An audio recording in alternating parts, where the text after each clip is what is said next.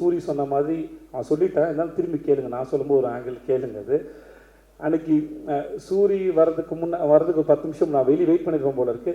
எனக்கு அவரை பார்த்து நான் தனியாக கிடச்சிட்டாரு, போயிடுவோம்னு சொல்லிட்டு நான் நேராக உள்ளே போயிட்டேன். எனக்கு எப்பவுமே சான்ஸுக்காக ஏங்கி பழக்கத்தினால டப்புன்னு உள்ளே போயிட்டேன். உள்ளே பண்ணி உட்காந்து பேச ஆரம்பித்தேன், கேள்வி கேட்க ஆரம்பித்தேன்.